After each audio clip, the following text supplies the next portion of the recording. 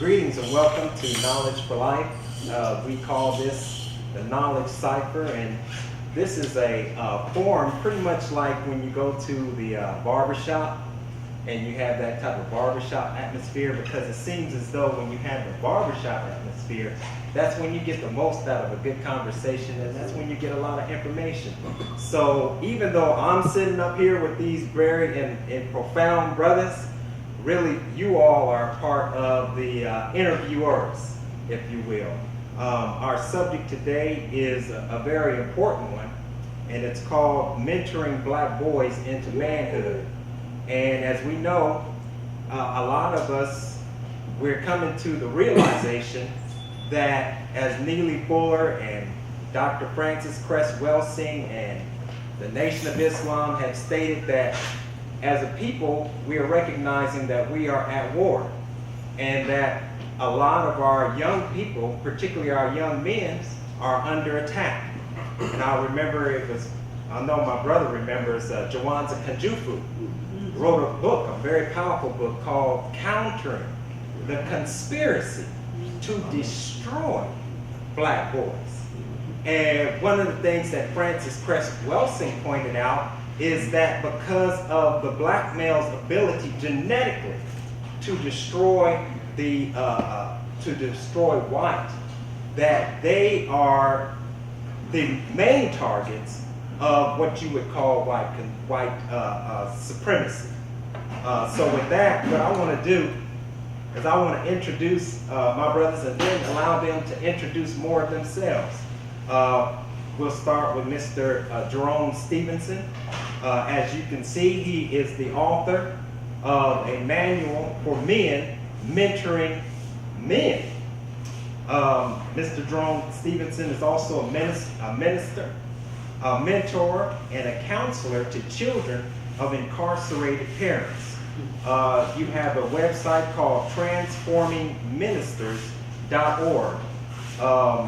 And then we have beside me my brother Marlon Shackelford, who is the program facilitator at Speak, Be Heard, Be Considered, Creating Safer Communities, street advocacy supervisor at Omega Community Development Corporation, and president at the Dayton African American Cultural Festival.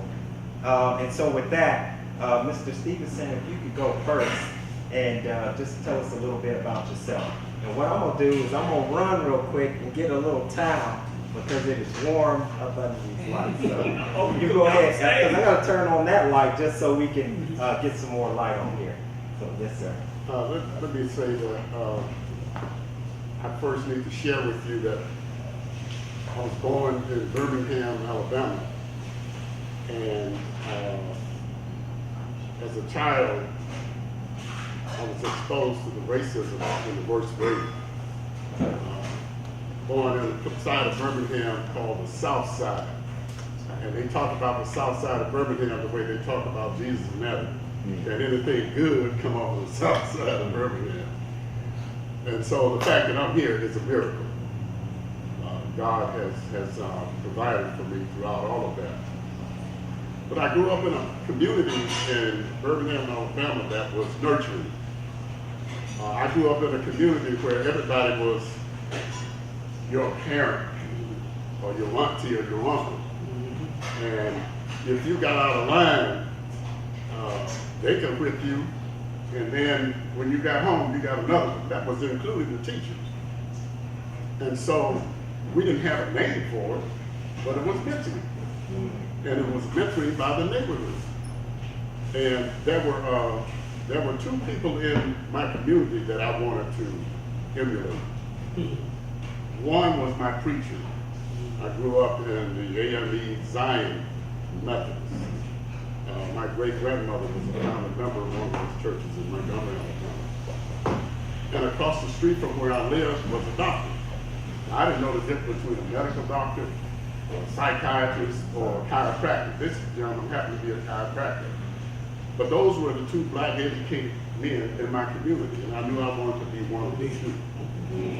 And as I got older, I discovered that though the man that looked like he would be most successful was a medical doctor. He's most likely to have some money and of course be attracting all the good-looking women.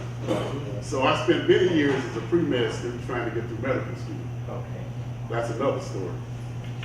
But as I grew up in Birmingham with my twin sister Judy, my family in the 1950s migrated from Birmingham to Detroit. It's an interesting story about my migration from Birmingham to Detroit because in Birmingham the signs were up. Racism was practiced, and we knew what was coming. In Detroit, the signs were down, but the behavior was the same. There were restaurants you couldn't go to, there were schools you couldn't go to, there were neighborhoods you couldn't live in, and so the signs were down, but the behavior was the same. The difference is I was aware of the racism when I moved to Detroit. My brothers and sisters in Detroit didn't even know that they were being oppressed. They didn't even know it. As some folks still. I had a student of mine tell me in a circle that grew up here late that she had never been discriminated against. And she was serious. Had never experienced racial oppression or discrimination. Well, before you go any further, we're going to get Brother Marlon in, and then we're going to jump right on into it. And So just talk about who I am. yes, sir. First of all, I'm glad to be here. I'm sort of a Renaissance man. Last night, I was in Cincinnati, Ohio with a group of about 20 people, and we went out to eat. We called it a think tank. And they asked me the same question. It was 10 men and 10 women who I call really revolutionary. And I do think it's a time for revolution. And I don't think that we need to just die for the revolution, Martin, Malcolm, and Mary, but we need to live for the revolution. So I call myself a living revolutionary. Right, and I'm on both sides of the fence. It's complicated at times. So one of the things I do when I wake up in the morning, I have a pledge. Pledge says to respect and honor the path our ancestors cleared, to embrace our loneliness, to keep company our loneliness, to feed our starving, to educate our illiterate, to house our homeless, to open doors for our jobless, to pray to our God, who brought us out of hopeless desolation, for the human ties that blind us, for the task my God assigned us, for the bright hopes yet to find us, for the cause that lacks assistance, for the wrong in the distance, and the future. That's me. And I got that from my mom. Right. And I tell people that all the time. You know, my mother raised 64 foster kids, did not get paid. Didn't know she could get paid. And 30 graduated from college. Matter of fact, I went to a graduation when 2 got their PhDs. And they wanted my mother's name announced. So by having a mom, Right. I wasn't mentored, I was woman-tored. You know, it's a mentor, woman-tour, like hero, she wrote, like Right. God, goddess, okay? And I just had a mother who just believed in black boys, who believed in black men, and she said, and it's so true, Marlon, the community would never have a healing if we don't reach black men. Yes. So I'm giving my life for this. This is what I want to do. I don't want to do nothing else. I want to be, you know, scriptures we talked about, be ye transformed by the renewal of your mind. I am a true transformer. Matter of fact, today, and I'll shut up, I had one of my spiritual sons preach, and I'm so excited because I literally have 314 spiritual sons. Now that ain't just saying one day, no. For the last 5 years, I worked with these 314 young men, and only half have graduated from college, with 4 coming out of Morehouse last year. And what I basically tell them, you got to do more than me. That it has to be a lifestyle. We used to say 10 years in my group. If you graduate from college, 10 years, Coach Val and I. But now it's a lifestyle because we must change our community by any positive means necessary. That's it in a nutshell. Hey, that's good. That's good right there. Let's give both of these men a round of applause real quick. What we want to start with is of course, we want to go ahead and point out some of the obstacles that that young black men face today.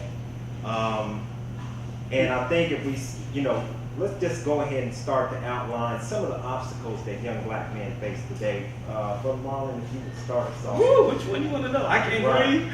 Okay. Go. Woo. Or can I live? And I think this first I would start off with Carter G. Woodson wrote the book, The Miseducation of the Negro. I would think that is first for me. I work with these young men from K through 25, and they are definitely miseducated. They have been brainwashed. Some might say they've been whitewashed. And because of the miseducation, our young men are angry. Like me and Brother Brian Smith was in the audience, we're working in the school with about 15 men. They're angry. They are angry. They are mad. They mad at daddy. They mad at mama. They mad at everybody. And I think that's a problem because one of the things is misplaced.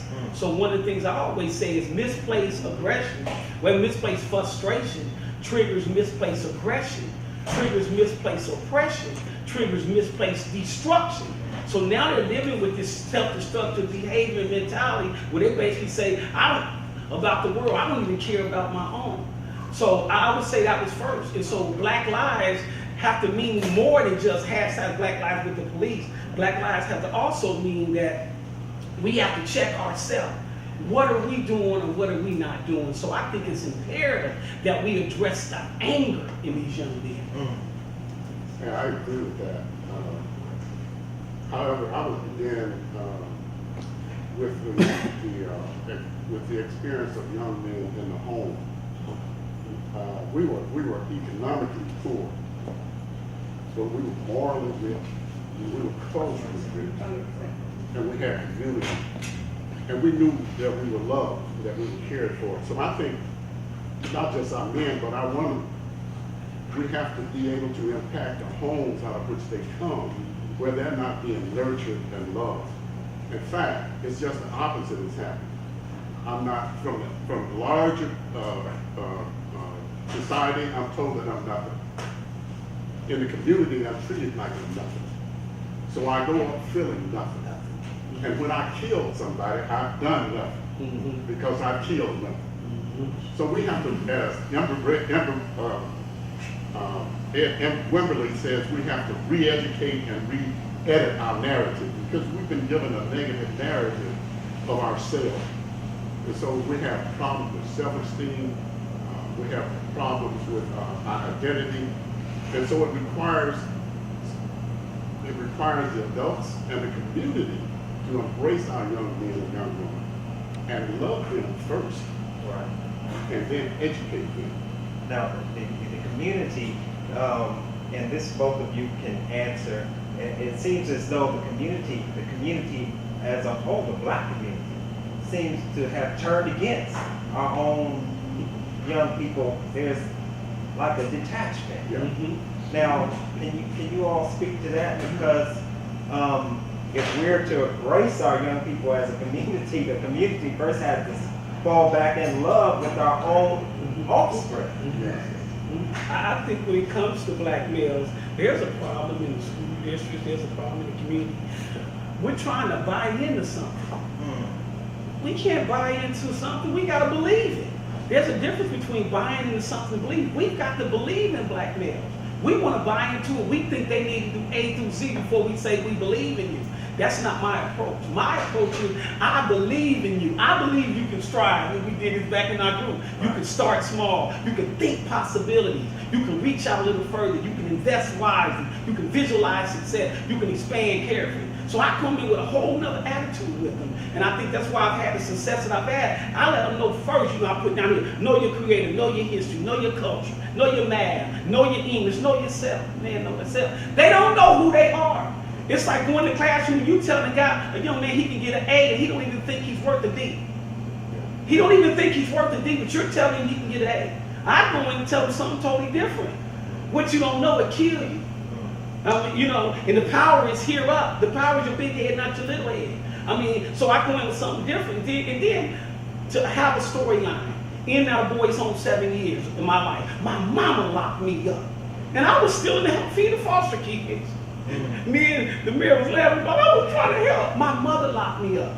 But she told me that knowledge is the key. Because what you don't know, you'll jump off the ledge. So I think that we got to get our community. We got to go back into the community like we used to do years ago with street soldiers, which would be the audience. Remember how we used to knock on the doors and go minister? We don't do that no more. That mother, like Pastor was saying, that mother is in there struggling. You'll be surprised how many people are struggling. Yeah. And our kids know if you scared them, and they know if you don't love them, and they know if you jive. They can feel it. I can tick them. I'm around some people, they think I'm really down with them, honestly, but I'm really not. Right. Because their heart is not in the right place. They don't really care that, it's a front. I want to be seen. I know you know this. on the church left. And I just think that we need to get the real people back out here. Right. I mean, who's not scared to go door to door with this message. Right. Who's not scared to embrace little Pookie. My mother used to do right there on 5th Street in the mornings when the kids would be on the bus. My mother, I was like, whoa, my mama crazy. My mother would have a towel, so seriously, she would have some deodorant, and she would go out there and be cleaning their nails like, ah! She would like, well, pull your pants up there. I mean, that's what I saw my mother do. Right? But Jerome, how important is it, because black people for a long time, when we talk about what we've been through as a people, slavery, Jim Crow, sharecropping, I mean, we could go through a whole history of what we've been through and what we've overcome. But when you bring this type of history up, for a long time when I was growing up, black people would say, oh, that was back then. But the Jews, they say never forget. Never. How important is it for our young men to know their history, to know that part of their history, and to go back beyond that to when we were not just project dwellers, but pyramid builders? Yeah, that's a good question, Brother Muhammad. In fact, not only is it necessary for young men to know their history, but for us as black people to know our history. There's a book that's called the Jubilee Bible. And in its beginning, it talks about the whole history of black people involvement in the world with kingdoms and dynasties that is not even taught in the schools anymore. So we need to know where we come from. We need to know that education came out of Alexandria, Egypt, where black folks were in charge. That the other people came to Egypt to learn from black folks. And that's where the starting point was for education over the world. So we need to really teach our young people how brilliant they are, how smart they are, how capable they are. And again, that begins from the time that they're small. I'm told in some communities, kids are called lawyer, doctor, so-and-so, and so-and-so when they're coming up. Now think about what many of our kids are called in their home. Right. Amen. Some of them we can't. Yeah, we can't even repeat it. Right. Because we become what we're called. And if I'm called long enough, I'll become what I'm called. And so it's important for us to speak truth to power, to speak positive things to our kids, nurture our kids, to love them so that they'll know that they're worthy. And somebody said, I don't want to know how much you know until I know how much you care. So I agree with what Brother Shankar said. We need to go to homes and introduce ourselves and just tell folks that I'm available. What do you need? Before we talk about anything else. Because the families are struggling. Yeah. And just to add to that, when we talk about we kings and queens, I think it's imperative when we talk about Egypt. But let's go back to Ethiopia. Let's talk about Ethiopia in my class, where Ethiopia was never conquered. And women gave the world agriculture, right? And so if you had man and you had to have woman, that there was a balance on the throne. It wasn't sex. We didn't have a problem with sexism back then. We got to teach about Nefertari. See, we don't teach that. So then our girls come up and they do whatever it takes to please that man. When you were a queen, some of you, Bazinga ruled for 40 years. And that's why hidden colors 1, 2, and 3 is so important, because they don't know. Right. So a young man, he doesn't know, man, you were a king. When you walk past, they say, look at my king, look at my prince, not my N, not my B, not, and that's why history, our story, is more important than his story. Because when we know our story, we automatically know his story. So we got some, in my church, I thank God for my pastor, Reverend Ward, we show hidden colors. Right. Yeah, that's what we do. We talk about the kings and queens that's in the Bible. We had when our young men are here from our church. So we talk about the real stuff. We did Kwanzaa in our church. During the service, we did it and broke down the 7 principles of Kwanzaa. And the reason why, because when they don't know that, what else do we expect? Right. They pay you for what you know. They kill you for what you don't know. They keep their foot on your neck for what you think you know that you don't know. Right. So education, education, edge, that's the edge, and then you put you in the center of your learning. Right. And if we never get to that point, how do we expect them to be great? Last one. I know one of my sons, 4 of them graduated from Morehouse. I was crying like a little baby. I was well up on the inside. 3 of them came from the hood. One of them who came, went to Dunbar, then went to Trotwood, then he ended up going to Moulton last year, good in football. I was talking to him. I said, man, how did you do it? How did you do it? How did you really do it? You graduated from Morehouse. When I met you in middle school, you was a 2.1. You coming out of Morehouse with a 3.5. He said, I believed in mentors, but more importantly, I learned to believe in myself.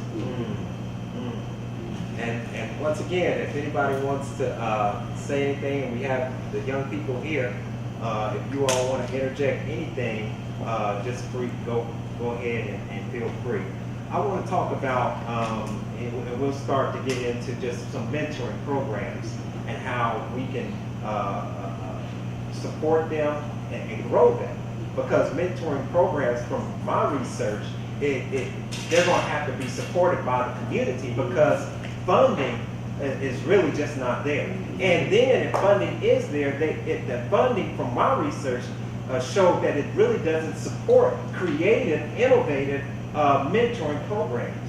And so that's what we want to get into. But I want to ask a question because right now we have young people who we're training and teaching how to do video production and some light journalistic skills, and even go into some knowledge of social media and how to utilize that to be able to get the word out about information about what's going on, particularly that impacts young people. But the image that young people see on television and the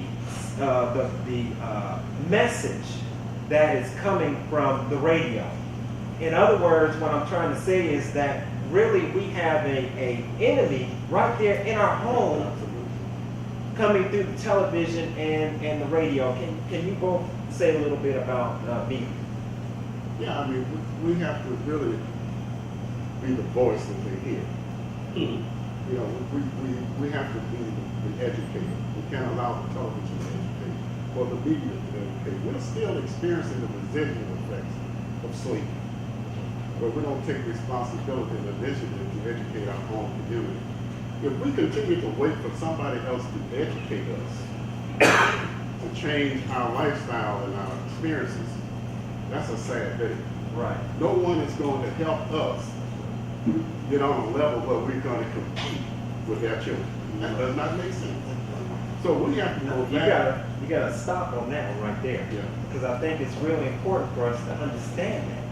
Yeah. And that is that nobody is going to educate our children to compete and replace their children. No, that's not going to happen. That's insane to even expect that. Right. Yeah, I mean, that's living in a world of fantasy. But we have to go back to our beginnings. And our beginnings was in the churches and in the mosques. Our church, well, in spiritual places that took responsibility for educating us. Our first schools were in the spiritual house of worship. We have to go back to there because that's the only independent organization and association in our community that we still control. Right. And we have to be the educators of our children. The Catholic people believe that they get a child for 6 years, those formative years, they got a Catholic for life. If we get our kids and educate them during their formative years with scripture, with the Quran, with spiritual principles, we got them for life. Right. But how are they educated? From Mickey Mouse? From all of these crazy television shows they watch? Where they're shown that they're less than? You know, but we need to bring them into our places of worship, and we need to give them a spiritual foundation because that's the real foundation. Yeah. That's the real education. To know that I'm more than just flesh and blood. I am really somebody. As when I was growing up, the old saying was to know who you are and whose you are. Yeah. You know, and I think that maybe, you know, there's the young people are not in the spiritual houses as they should. And so therefore they don't really know whose they are. Right. And they don't know who they are. They definitely don't know who they are. Because when we turn on the television today, we have what's called reality TV shows Reality to that has nothing to do with reality. It had nothing to do with it. At least not the reality that we want to Right. reflect, Exactly. in our own communities, because they're even showing in these so-called reality programs how rich black people quotient act. And we all know that even when we are in a state of poverty and we saying that, look, this is how rich people act, so maybe I'm not acting my actions are not too far from how rich people act, rich black people. Brother Mark? Well, I think the media is addicted to sex, violence, and corruption. It's an addiction that's taking place, and we are the ones who are getting addicted the most. That TV, that idiot box. I mean, I just think we got a serious problem when it comes. But if that parent, and I'm gonna say this, most of the time we have a lot of single parents and they need help, but we got to get the black man tuned in. The black man needs to wake up. He should have never went to sleep. He should have never went to sleep. We need him to wake up because we still got a responsibility as men. If this sister is struggling, where are we at in the community? See, I like to charge us. See, I don't play that scapegoat reality. Where are we at? We talking. We on Facebook. We on Instagram, and 99% of y'all don't do nothing in this community because I'm out there. So I'm saying we got to get black men, those men who are conscious, to be willing, like Nation of Islam do, to go back and then help these sisters out, man. I thank God that when my mother was going through, she had C.J. McLean. My mother would go cuss him out, argue with him. You gotta do more. These boys are dying. And C.J. did some great work. Don't let nobody fool you. He did some great work. My mother she went and found me a mentor. When I got out of boys home that last time, I'm like, whoa, they tell me next time you go, you're going to get 10 years. My mother went and found Alvin Freeman. Mr. Freeman, come here. I need you to do something. I can't raise this boy to be no man. Do the best I can. He got something in him. You're his mentor. Mr. Freeman, look at him. Mr. Freeman, he had about 1,000 of us. He buyers. He had a whole lot of them. You're his mentor. He needs you to be his mentor. So I just think that we are responsible for our community if we don't want our community to look like communicide. All right, you got suicide, you got communicide, and that's what I see. So we have a responsibility to go in there and reach out for the boy. And it's just a revolutionary mentality to do this. Everybody ain't gonna do this. But like I told people, members of our church, but maybe you're not supposed to be on the front line like Pastor and I, on the grassroots line, but you got money. Give me shit more money. Yeah, you got talents. Everybody can participate. Everybody can participate. He wants to be a writer. You're a writer. Right. He wants to be a doctor. You're a doctor. There's something you can do. I'll get them to you, but you do your part. So that's why I think we need everybody. And I think what's happening to the black boys that I'm working with, and that's a lot. I'm seeing them go through these stages why rites of passage is so important, right? Because this malehood, boyhood, manhood, and highesthood, godhood, they're not even getting the teenhood. See, rites of passage missed the point when you go malehood, boyhood, and manhood. No, it's malehood, boyhood, and teenhood. We're losing our boys in their teens. So now a 13-year-old boy, he thinks he's a man, but he hasn't went through what the Jewish boys go through the bar mitzvah. With 13, they're classified as men because they went through a process from 0 to 13.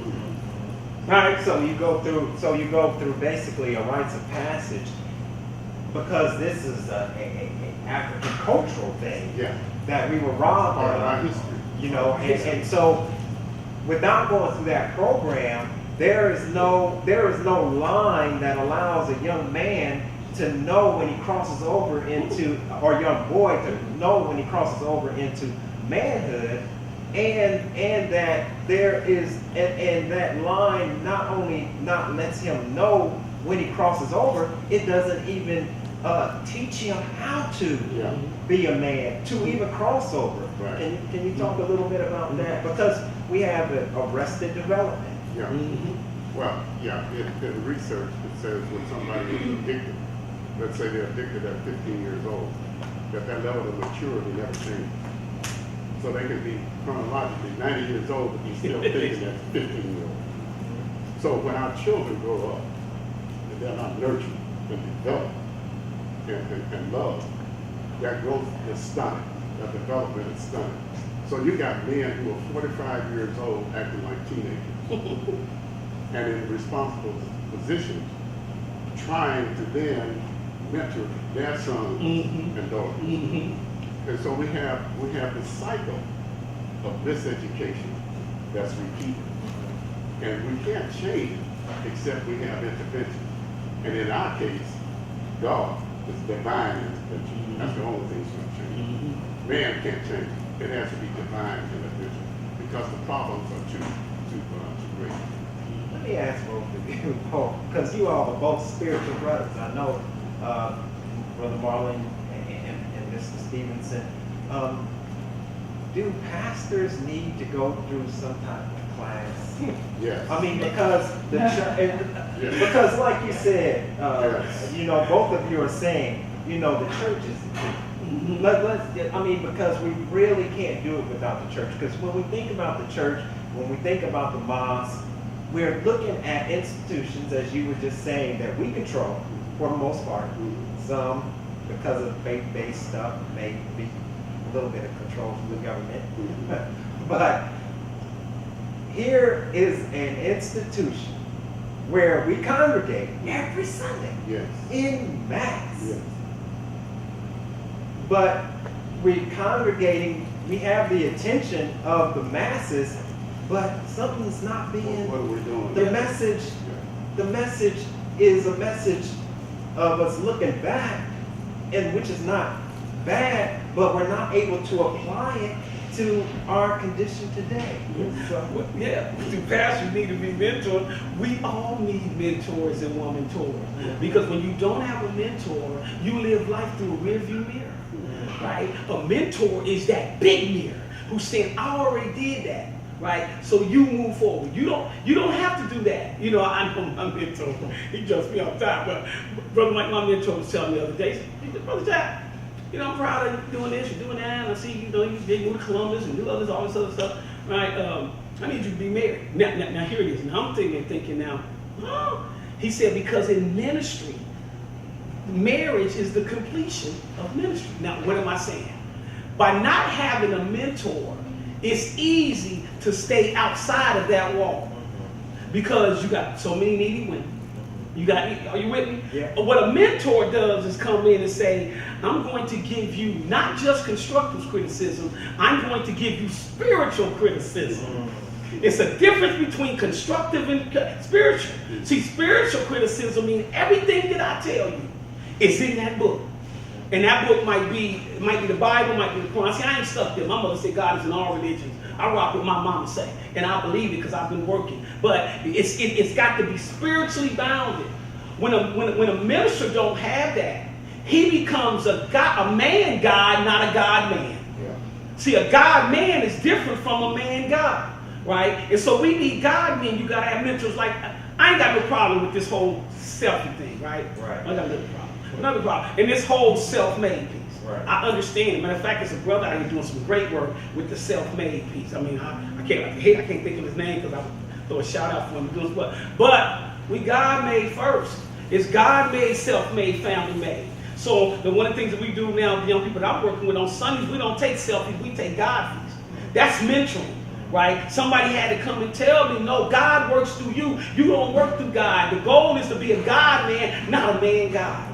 I get emotional, man, because I'm serious about this, man. Yeah. I'm committed to this, you know. And so when I'm seeing it, so I know as we call it soul models and street soldiers, we think role model means you play a role. I mean, a lot of people in dating role model, playing a role, their heart ain't in it. Then who am I to judge? But a soul model, we model our soul. I'm supposed to be able to feel your soul. That's what a mentor does. When I go in and talk to them young men, play football, whether it's Tribal or Dunbar, I work in all those schools, they call me, they pull me out, I walk down the hall, they come and get me. Hey, what is that? My girlfriend. See, and so then I have to be living a righteous life. I cannot be living a righteous life and then tell you, here's responsibilities.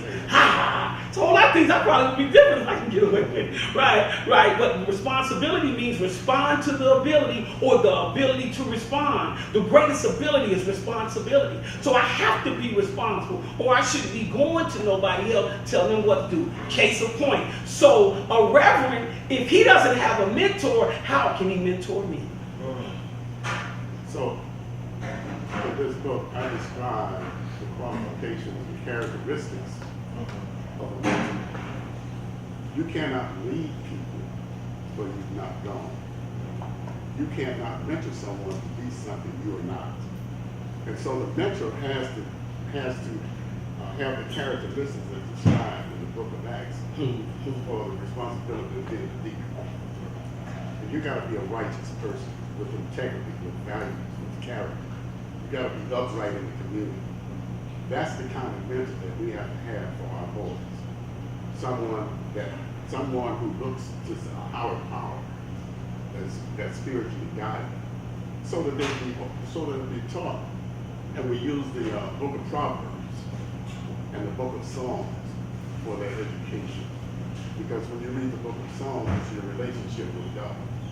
You read the book of Proverbs, your relationship with man.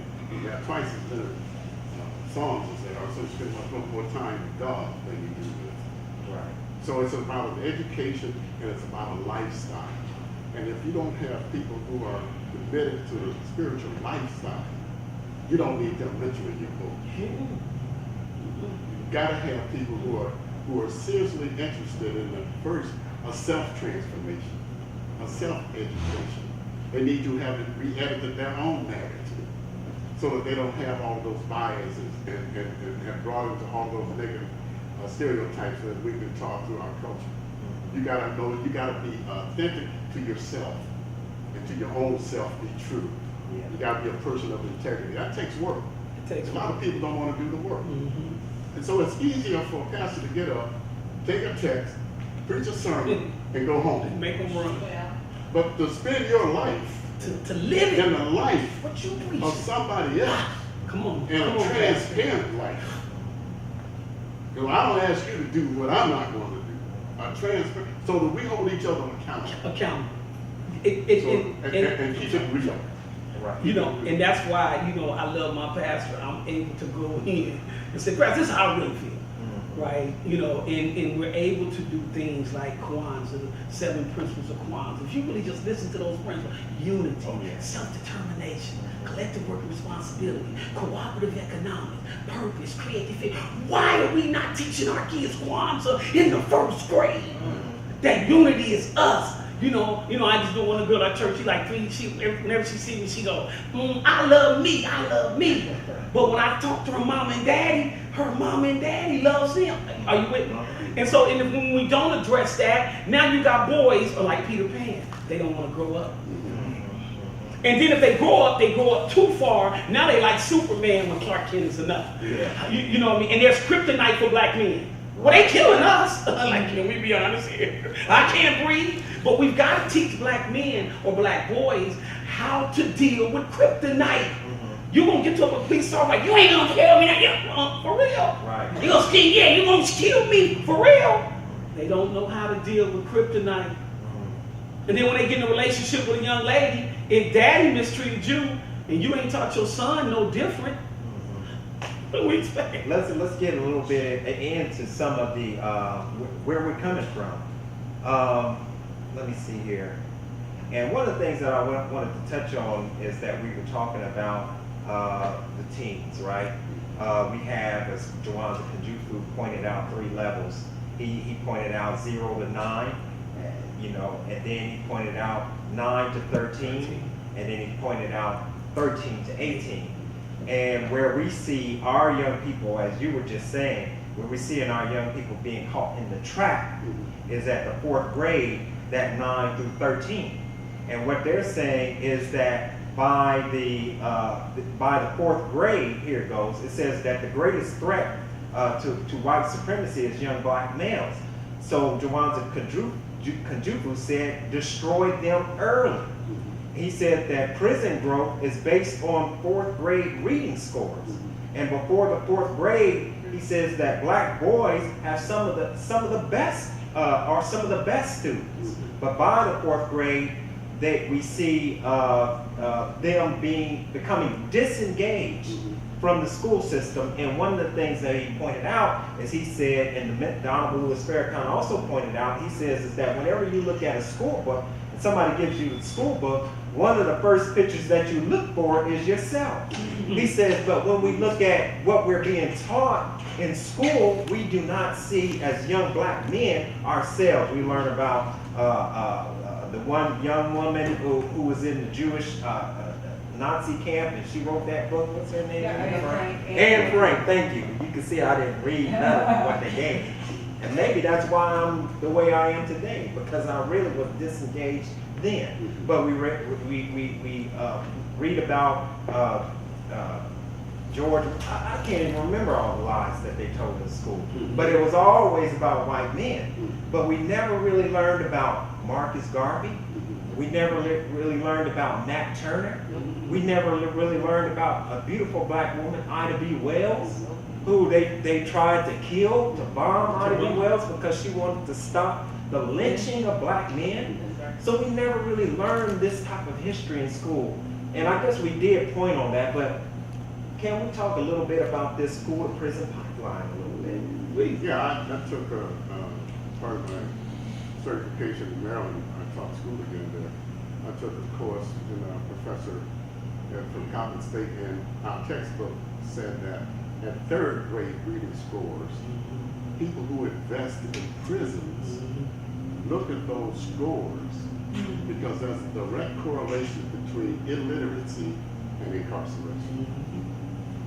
So those formative years are very, very critical that we actually, if I could have a wish, it would be that every church and every mosque would make it mandatory that we have our children through at least grade school. So they get a real education. Right? This child, No Child Left Behind, literally requires you to read day one on day one, and then read day two on day two. If the child didn't get day one on day one, that child is left behind. And there's no opportunity for remediation. So the system is designed to cause children to fail. Further, there's no connection between the subjects. They're all taught out of context. So there's no way our children are going to get a comprehensive education to pass a comprehensive exam to compete with kids who are being taught by the Socratic method or something close to it. So we have to take responsibility to educate our children, both secular education and spiritual education, when they're young. And again, that's not going to happen unless the spiritual community takes responsibility. And you talk about no child left behind. I like to say no family left behind. Right. Maybe that should have been the initiative. And one of the things that I see, what are we, 13% of the population? That 40 or 50% of us are incarcerated. But I think it's the message that we teach young people. It's a business. The criminal justice system is big business. The keeper of law comes to need the outlaw. And in needing the outlaw, they create him. They create him. Everybody. Listen, that's just keeping it real. I had a sister who was a judge and then became the mayor in Little Rock, Arkansas years ago, and she had to tell me, she said, Mom, it's big business. And we don't know it's a business. We don't know that they make money. Judges get paid, lawyers get paid, attorneys, everybody gets paid, right? And I had a sheriff, not our sheriff here in Dayton, Ohio. I love Sheriff Plum, let me be clear. But I had a sheriff once told me something. We don't want to stop crime, we want to slow it down. Because if we stop it, we lose jobs. So we're not telling young people that it's a business. When I'm out there, I'm telling young people, do what you got to do and surpass me. I'm creative enough that I'll find something else to do. We're not telling them that. So they're getting sucked up. So now 1 out of 3 young men go to jail. Women are going to jail faster now, 1.5 out of 3. 50% of young black males drop out of high school. The pipeline is working. Yeah. That's the other thing about our system. Everybody knows the boys are no different. That's right. Right? And yet we started from the beginning teaching boys and girls in the same class, the same thing, the same way. And so little boys are being little boys and not paying attention. Little girls are learning and just going ahead. So we really need to restructure our whole educational methodology to be able to reach our boys.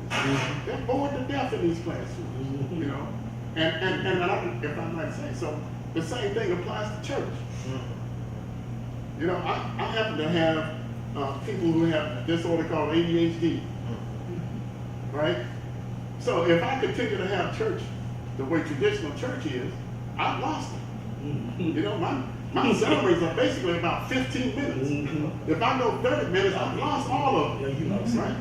And the same thing is in the structure of the research says that most mainline spiritual institutions in America are going out of business.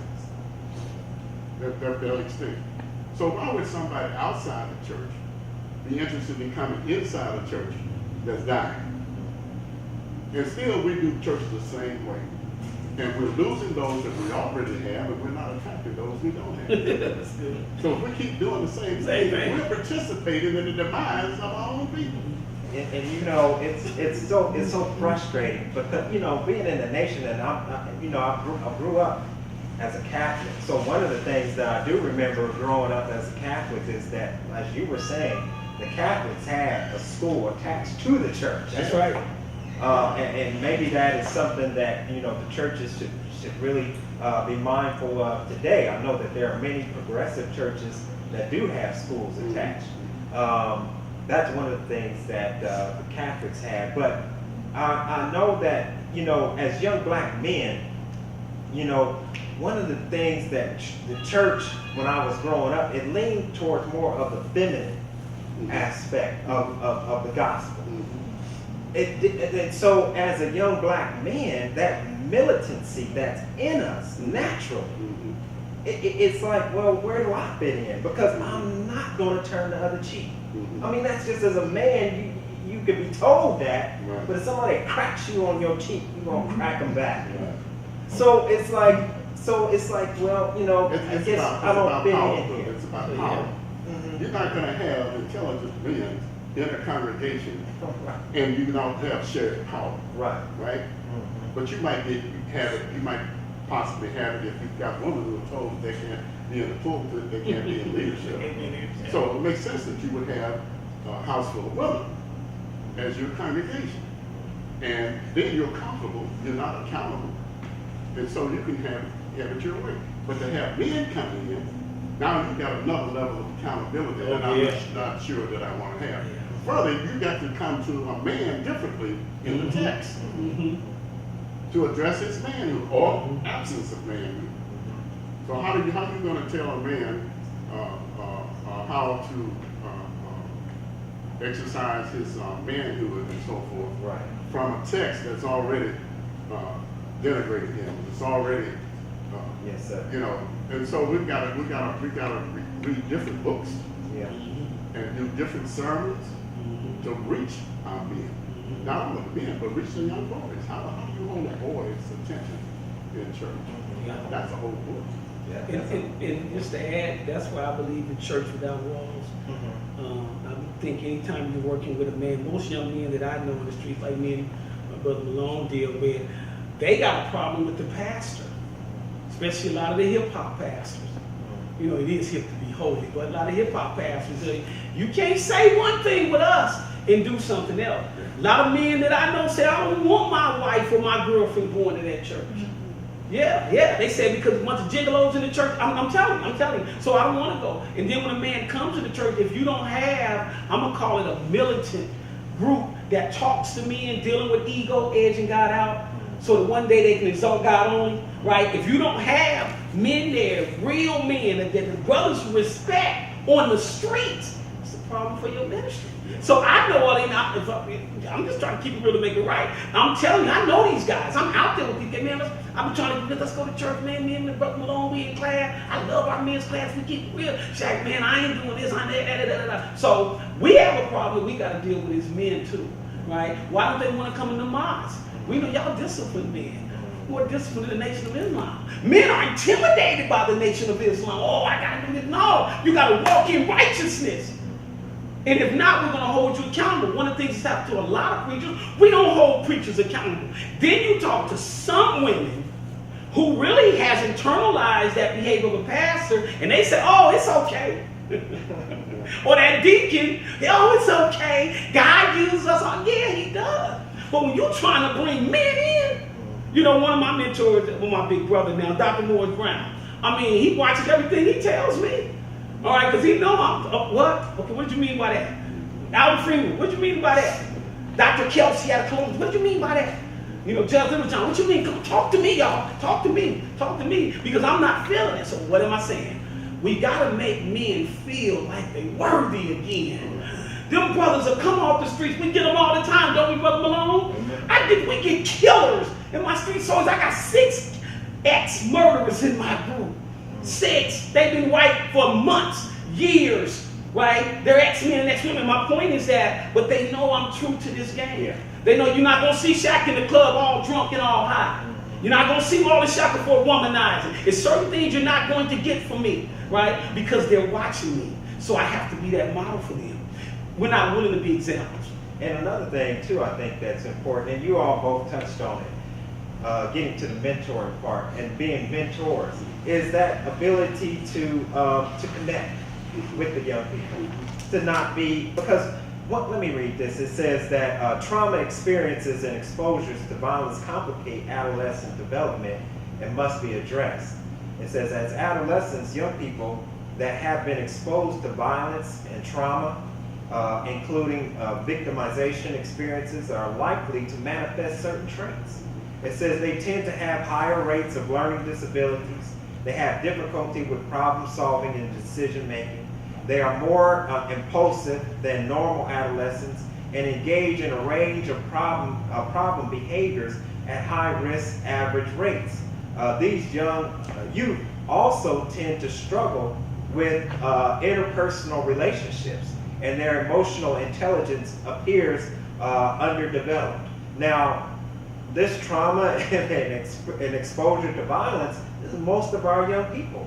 Yeah. I forget what the stats is with the poverty situation here, but I know that it's high. It's somewhere in 70% over, I believe.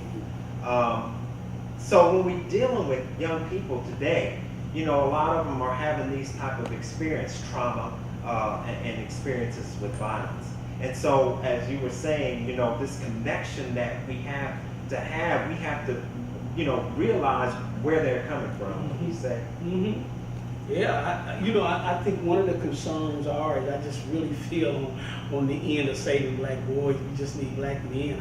I hate to be redundant and keep saying that. I just think our brothers got to wake up consciously because of our social, political, social, economical reality that we live in. Our education has to be political. It has to talk about economics, and I just don't see that. So when you talk about, you got these young brothers, man, in these schools, most of them have given up. You know, somebody once said that poor mean passing over opportunities repeatedly. I'm seeing poor students, right, when they get an opportunity and they don't take advantage of it because they don't have nobody there. Nobody's telling them, there's a few of us, but not enough, are telling them that you're okay. That's what we got to get them with first. You okay. Young man, you're okay. Do you know who you are? You know you can be, you know, so it reminds you of the chant we used to, hey, black child, and you know who you are, who you really are. You know you can be what you want to be if you try to be what you remember that chant we used to do? And we got to get to them. And it's going to take us men to come back. You know, I was at my brother, you know, Tommy, he had a party, the 80s party, and he was laughing at me because I was, you know, I'm a dancer, I'm a singer.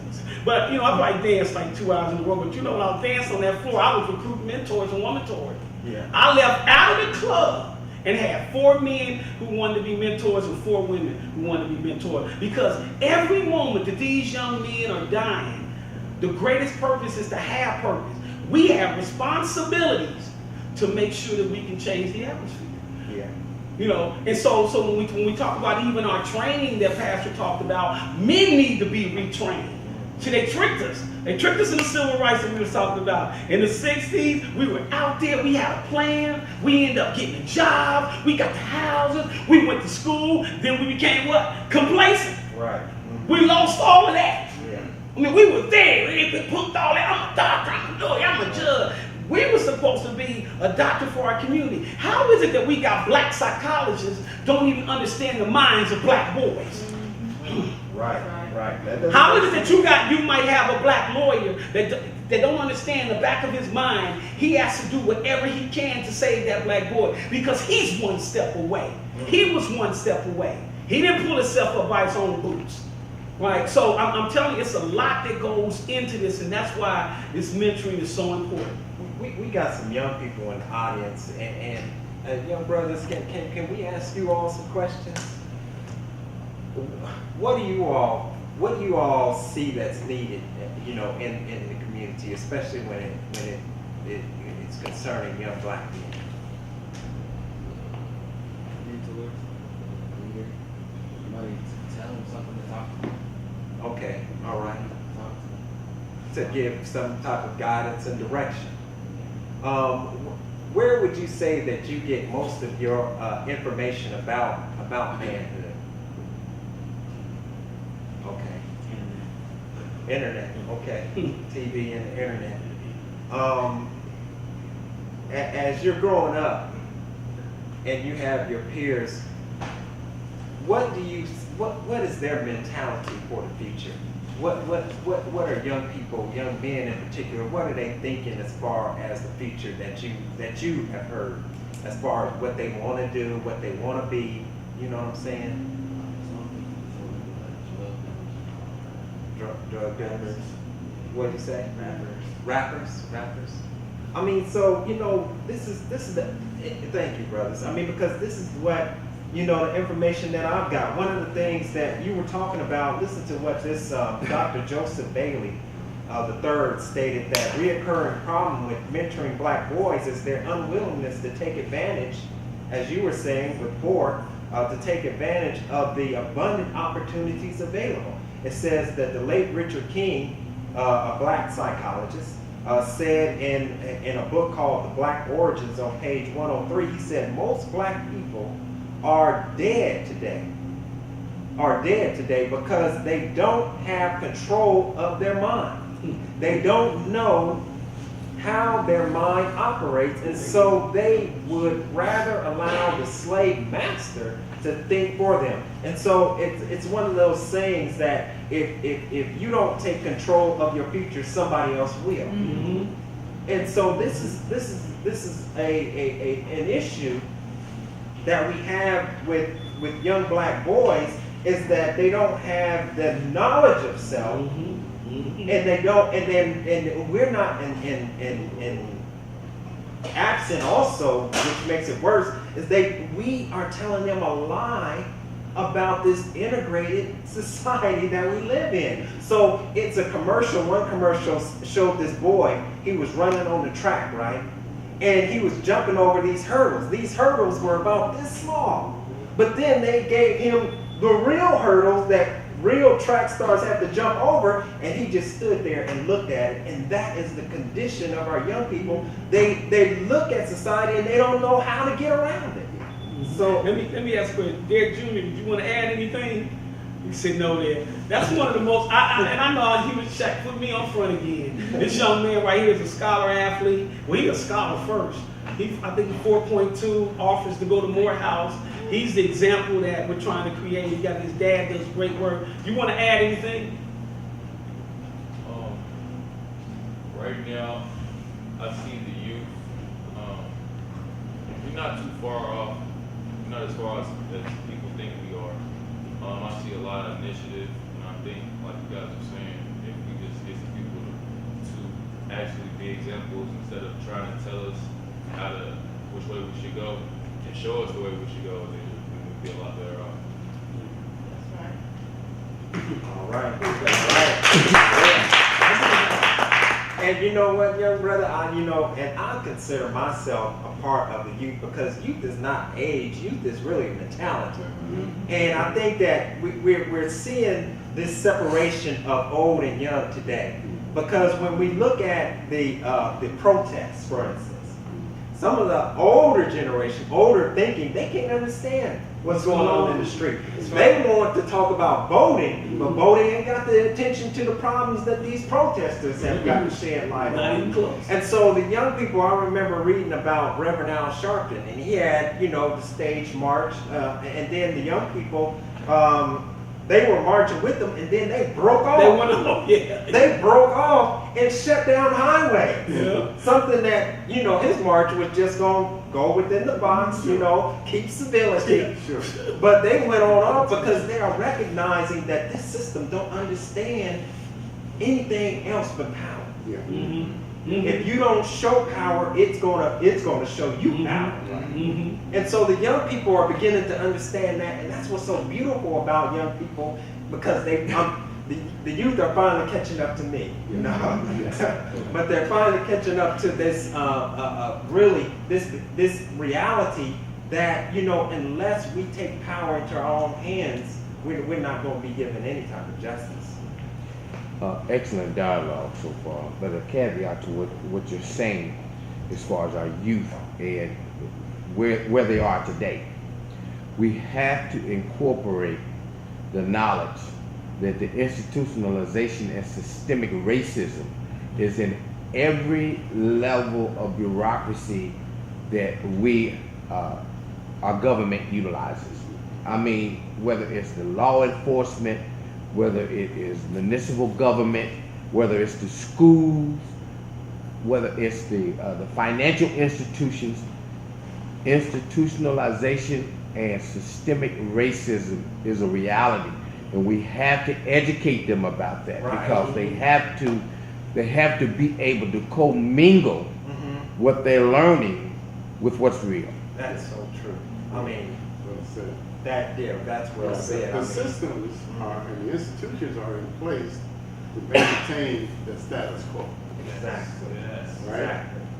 In order to change the status quo requires you to be a revolutionary, There you go. Yes. That's right. which Jesus was. That's right. There you go. Countercultural, Yeah. revolutionary.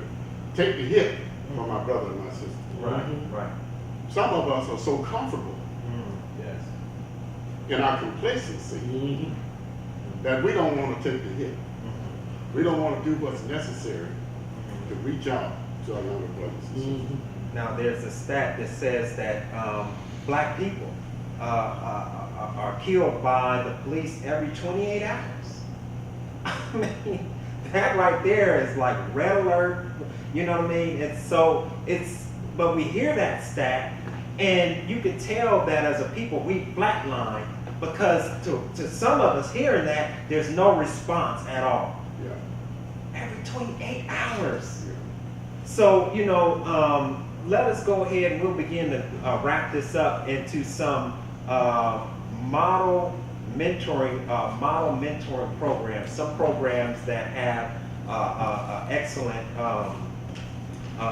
program. Right. And I'll read some of this. It says that is one of the best models. It says the program identifies as promising models are more likely to provide group mentoring structures where one adult or a small number of adults work together with a group of boys. And we'll go through them one at a time, and if you all could just comment on that right there. And let me just state this too. This is one of the things that we saw Mr. Mims, Jeff Mims did. He did a beautiful program. I believe it was men of color going back to school or something like that. Yeah, that was a beautiful thing.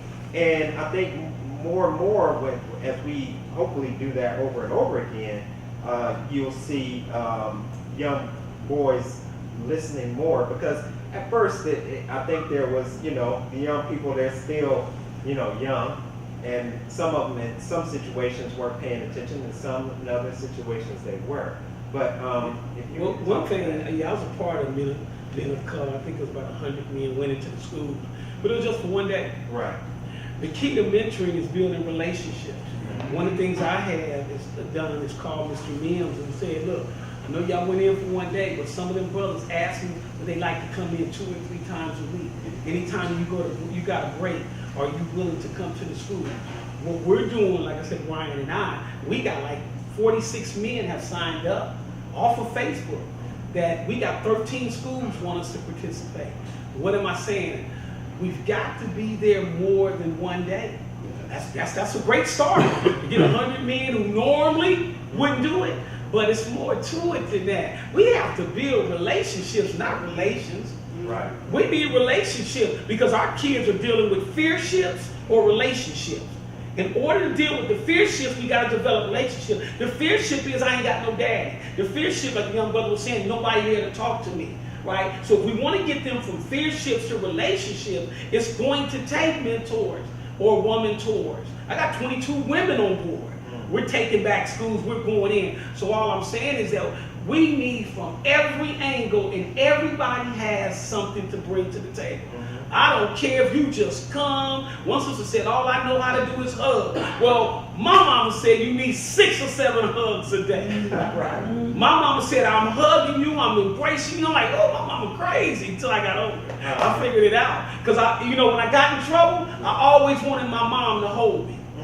Right? Because she instilled that. So I just think it's real important, though, when we have these programs, we cannot just no more be ineffective or effective. We have to be efficient. Effective is doing the wrong thing. Yeah. All right? That's ineffective is doing the wrong thing. Effective is doing the right thing. But efficient means you bring them all together to do what's right for that person you're trying to work with. And Mr. Stevens, before you make a point, I just wanted to bring out this one, it was an experiment. And this experiment had infants in a crib, right? And the infants that were picked up and nurtured lived. But did you know that those infants that were never nurtured, they were fed, but they were never picked up, they died. They died. Yeah. And so that hug, a lot of our young people don't get hugs. Think about the nursing. Some of them get slaps. Yeah. Well, Think that's about the why it's nursing. important for us to understand the hierarchy of needs and the basic needs. As an educator, I understood very clearly that kids were not ready for ABC when they were hungry. So you got to meet the basic needs before you do anything. But earlier you were talking about the effectiveness of having young men in groups. That's a reality. That's why gangs are successful. Young men don't run away from authority and structure. Gangs have authority and structure, and if you violate them, it could cost you your life. So they're not afraid of that. But they find safety and security in groups. The important thing is to have the right kind of group. I happen to have benefited from Boy Scouts. I mean, there are some constructive groups that young men belong to, and the church should be involved. I tried for 3 years to get a Boy Scout group going on the west side. They didn't get nowhere with anybody. They didn't even get anybody to collaborate. But boys thrive in groups because there's competition, there's camaraderie, there's all kinds of benefits from having boys in groups. So, that's part of the new structure in terms of education. Right. Have them in a competitive situation Sort of where, justice. where it's not a disability to be smart. Right. Kujufu talks about that. Yeah. It's okay to be smart, but if you're smart in the wrong kind of culture, you're victimized. You call a nerd, you want to treat it other kinds of ways. Right. And so it's about education, and group support is very important. Group support is not only good important for young boys. Group support is important for men, especially clergymen. Right. We don't have clergymen who come in a group that's positive and supportive to come together and collaborate. Okay. Circles. Let's see, training and preparation of mentors so that they are more culturally competent. I think that's important, of course, because when we come to our young men today, we have to be culturally competent and aware, as a brother was saying, so that they understand the realities that they have to live in. If you don't have culture, you have a coach. Which one? That's why culture is so important. Inside the word culture is the word culture. Real simple. All right? And that's why I think rites of passage is so important. Yeah. One of the things that I have introduced to, honestly, the Oakland schools first, and now Dayton, I'm trying to work with Brother David Lawrence, who does some good stuff. It's called restorative passage. Since they're doing restorative justice, I call it restorative passage. I was trained in restorative justice right after the Million Man March in 1996, and I was trained in rites of passage right after the Million Man March in 1996. And restorative passage means I'm putting restorative justice and rites of passage together. And Oakland is looking at this model, right? So that's the circle. Restorative justice means the circle. It means to restore right, to encounter and then to transform. But rites of passage saying, this is how you do it though. So we're transitioning from I am, intelligent African male, to I am, intelligent African man, to I am God. We leave that piece alone, we won't even go there.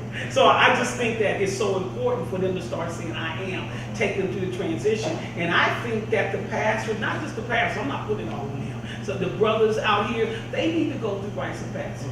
I mean, you need to understand rites of passage have like 7 or 8 levels, right? And for male and female, it's not just male, right? And it goes back to our core being, who we were. Because you can talk to our kids all you want, well, they don't know that history. Right. They go from what, slavery to throwing a football and think that we free. Right. And we definitely want to do a program like this for young women. Right now, of course, we're talking about young men. We're talking about them because they're the major target. But our young women, they have their issues and they're targeted in a different type of way. And we do everything for her. That's why she's important. Right. Okay, the structure of the programs and the training and support offered to mentors are geared towards educational success, career development, civic engagement, and building character and leadership among youth served by the programs, while they strive to reduce the involvement of boys in troubling behaviors. These programs are initially at setting high expectations for the boys they are developing into men. These high expectations that are expected from young boys who are in these programs. What do you all say about that? Because from what I was reading, some of these programs have them to where they even have to turn their grades in to the mentors, and then the mentors then help them and find out what's going on, become advocates for the young men when they have issues with the law, and so. Yeah, I think it's brilliant. They're quite capable. I mean, for them to survive, those who go into life of crime, for them to survive and negotiate and do as well as they do, and it tells me that they're very capable. And so it's a matter of giving them some constructive training and some more constructive environments. And that has to begin very early to teach them how powerful they are, how great they are. And so they can believe in themselves, so that self-awareness and self-acceptance is a developmental process. And that's why the passages are so important. So as they understand, they are educated. And so they get to a point where they become adults, they're also mature. Nothing is more sad than somebody in chronological age still behaving like a child. And even starting with the men of color group, wouldn't that be awesome? Because you had everybody there, judges, lawyers, if they would take on one board. That young man wants to be attorney, you an attorney. If those 100, and this is something Mr. Miller talked about, would say, I'm going to adopt, literally. I'm talking about mentally, emotionally, spiritually, when I say literally. This young man, because he wants to be me. And the goal is never to be me. That's what I love about Sankofa. Right. Sankofa means you go to the past and moving forward. Right. The goal is to make you better than me. Yeah. I had a joke, and I won't put his name out here, one of my spiritual sons, right? And I was telling him the day I went and checked him out, he said, I'm getting there. I said, you got a long ways to go. You have to be better than me. Right? You owe this community. The more you know, the more you grow. The more you grow, the more you owe. We owe the ancestors. Right. We owe this community. We owe Martin. We owe Malcolm. It's never about us. And that's the biggest key to ministry. Ministry with mentoring means that you're not bigger than ministry. You're not bigger than me. It can never be about you. And we were sharing today that you got ministry and ministry. We want ministry in line. Right, where we minister, not about the man. Oh, look what I know. We don't need that, because if that's the case, look at the jam we in right now. So obviously, that form of mentoring did not work. Yeah, it's one-on-one. Yeah, it's one-on-one. It's one-on-one, and it's a lifetime commitment. It's a lifetime commitment. It's no Saturday. It's a lifetime commitment. You pour your life into these other person. Yeah. And so that whatever they're going through, they can come to you and share. and know that you got their back. That's what young people, that's what they embrace. Okay, who got my back? You know, who's with me? Who's Right. for me? Because they don't have that. And it's very important that they have that kind of commitment because they've been let down so much already. Some of them have been abandoned by their natural parents. Some of them have been abandoned by the schools, just let them down. We're talking about expectations. We got teachers who don't expect our kids to perform. They don't even have an expectation for them. You know, I mean, as a college student, I had a white teacher to tell me that my C was about my level of competency. That's about as good as I can get. And had no embarrassment about saying that. You know, it's about expectations. Right. And so we have to make sure that we nurture our kids in a safe, loving environment where their psychic is no longer damaged. It's already being damaged by the media, Right. by the things that are negative stuff in the community.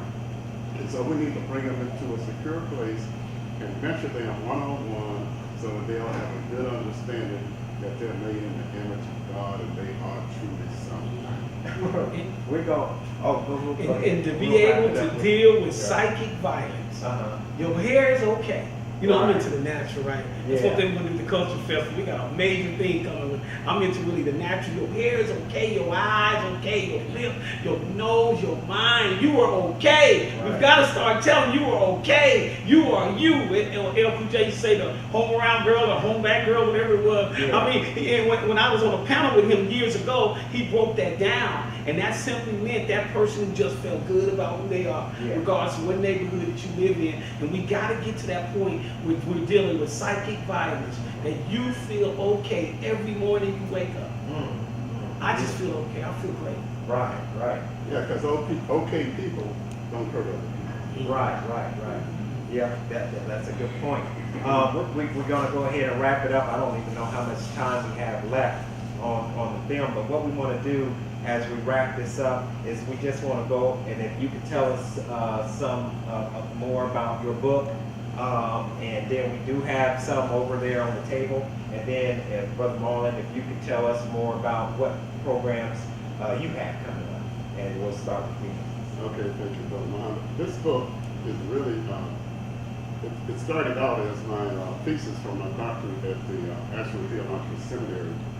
And one of my students, my TA, read the doctorate, and she says, "What are you doing with this?" I says, "Nothing." She says, "Well, this should be in churches." I said, "Tell me more about it." She says, "We need to have this out." So I said, "Okay, if you'll edit it, I'll publish it." And so we published it last year in April. And I have used it in Michigan, throughout Michigan, in churches, training men who are in church how to mentor other men, and then for those men then to mentor boys. And that came out of my desire as a young man coming up in America in a racist society, knowing that I needed somebody to mentor me. And along the way, I had mentors in my family, mentors in the community. You know, I didn't come up just by myself. I had somebody looking out for me, watching me. My first cousin was like a giant, so nobody in the community messed with me.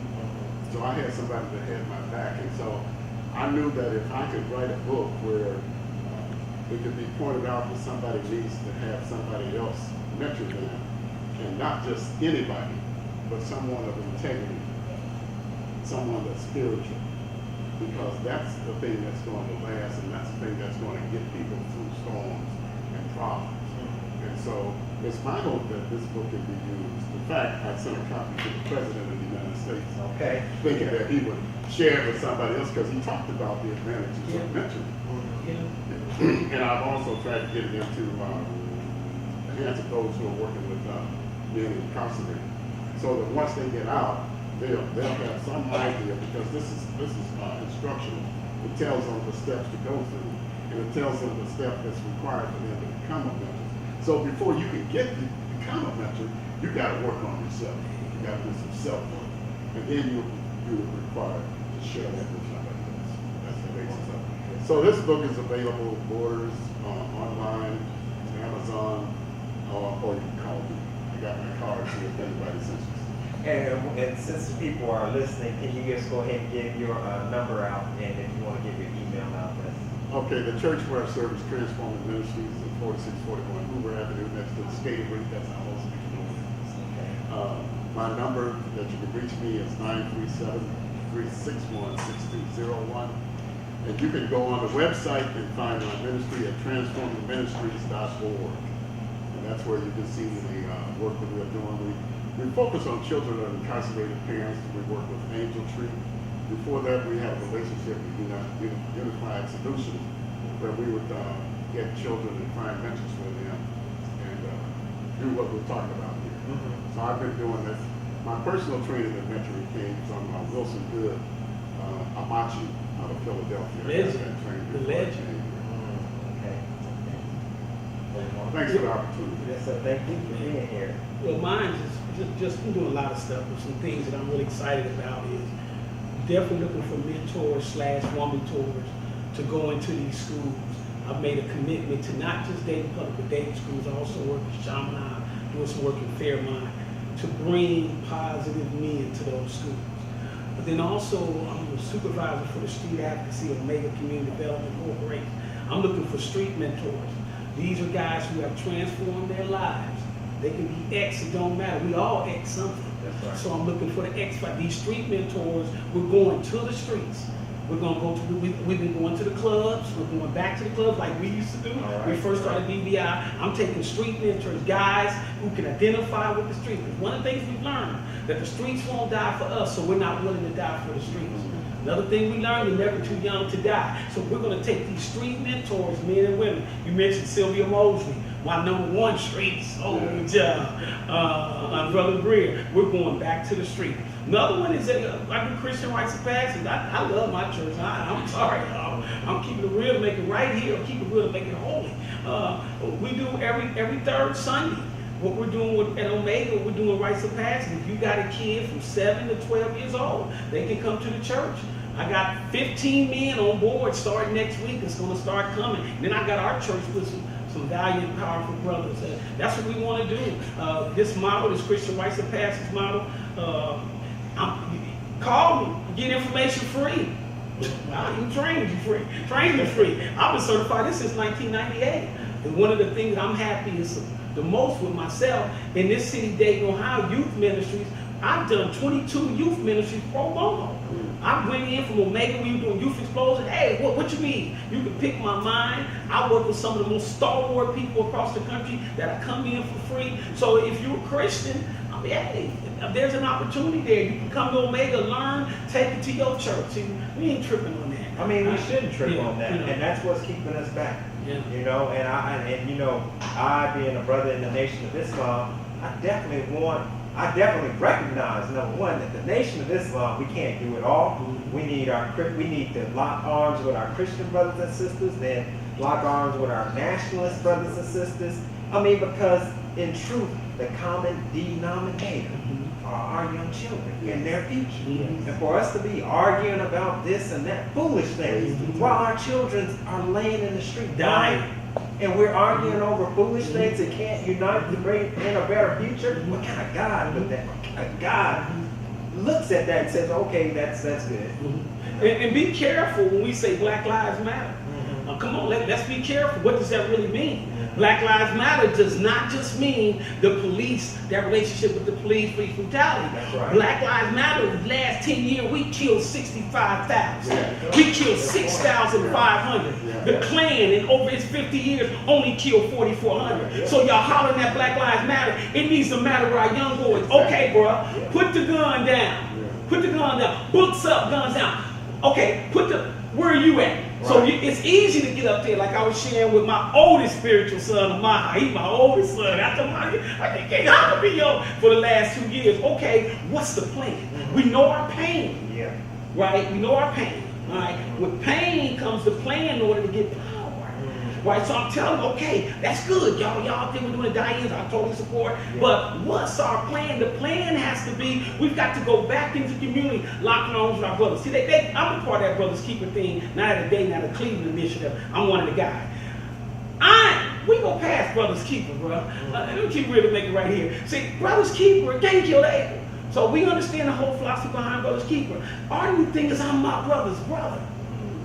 You missed it. Don't miss it, right? I'm my brother's brother. I lock arms with my brother. I'm not going to kill my brother. I'm not going to lie on my brother. I'm not going to cheat. I'm my brother's brother. We got to get to that point. Love your neighbor as yourself. If you don't love yourself, you can't love your neighbor.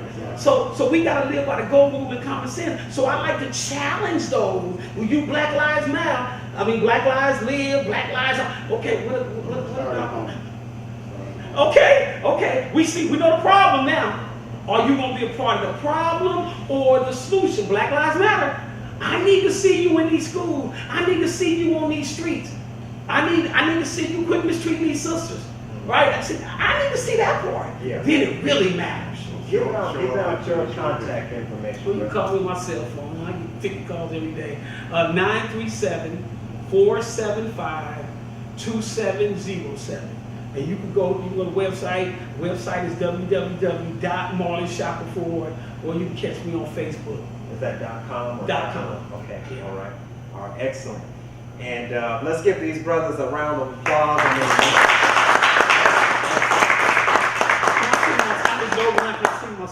Wait a minute, let me say a little bit about Knowledge for Life. Knowledge for Life, we're a nonprofit 501c3 organization. As you can see, some of the young people who are on the cameras, what we're doing is we have a youth program called the Youth Expo Show. And we are looking to, we're getting young people into the program, and what we want to do is we want to teach them basically some video production skills and some light journalism. We're working with the Association of Black Journalists and some of the other organizations to help train them so that they can eventually graduate and begin to produce a youth program that they will have my brothers on, and do help Jeff Mims and bring some of those black professionals and let them interview them on how they got to be to where they were or where they are. And so over at the table we have some DVDs. But if you don't want to buy a DVD, we have a little green bucket over there, and you can put in, donate anything that you're able to donate to the program. And you can reach us at Know for Life. You can go on the web at knowforlife.org. That's knowforlife.org, and you can read more about the program and also donate online. And with that, we want to, I want to just go ahead and read just a little bit here, and we'll go ahead and close out with this. And basically, this is, I won't read all of this. I know we're getting late, but I'll read just a little bit of it. This is the pledge from the Million Man March.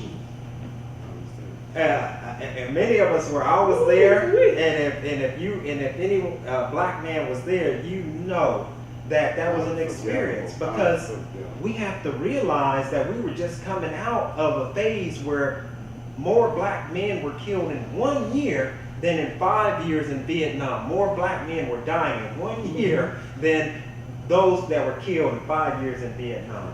And they were putting out movies called New Jack City, Boys in the Hood, and Menace to Society. And they were framing us in a way that they were going to bring in tanks and just mow us down. Because you remember, and if you all think that that's fun, that's not true, remember the mayor of Philadelphia, the sister, she brought in the National Guard at one point, brought the National Guard in because of the violence. And and you can go online and read more of this pledge, but I'll read just a little bit of it. It says, I pledge that from this day forward, I will strive to love my brother as I love myself. Really, we can stop right there. That would end a lot. It says, because that's the golden rule. Want for your brother what you want for yourself. I, from this day forward, will strive to improve myself spiritually, morally, mentally, socially, politically, economically, for the benefit of myself, my family, and my people. I pledge that I will strive to build businesses, build houses, build hospitals, build factories, and enter into international trade for the good of myself, my family, and my people. I pledge that from this day forward, I will never raise my hand with a knife or a gun or beat, cut, or shoot any member of my family or any human being except in defense. Lastly, I'll say this one, and this is important. I pledge from this day forward, I will never abuse my wife by striking her, disrespecting her, for she is the mother of my children and the producer of my future. I'll stop with just that one. Amen, Mark. That one. So look, don't, you know, as men, we have to come together. Thank you. 5 minutes. We have to come together. This old propaganda that they put out about, if you all have noticed, the Honorable Louis Farrakhan from the Million Man March, from that point on, they have literally whitewashed him or blacked him out of the media. Many people don't even know that the minister is alive. They blacked him out so much. So my point is this, is that, and I love Tavis Smiley because he's bringing about what really happened in the last days of Martin Luther King. And you're talking about a revolutionary. Martin Luther King was a revolutionary, and we can't stick him with that I have a dream. No, that's true. He woke up, He woke and up. that is the reason why Martin Luther King was killed. Exactly. So with that, I want to thank you all for coming out. We won't hold any more of your time because we're about to run out of time. And so may God continue to bless all of you, and let's give all of us a round of applause for coming out. You see my song, we going out the air. All right? And I can't sing, but I like my song. Revolution, not evolution. Y'all get this now. Revolution, not evolution. Things have got to change. They just can't stay the same. Revolution, not evolution. Watch this.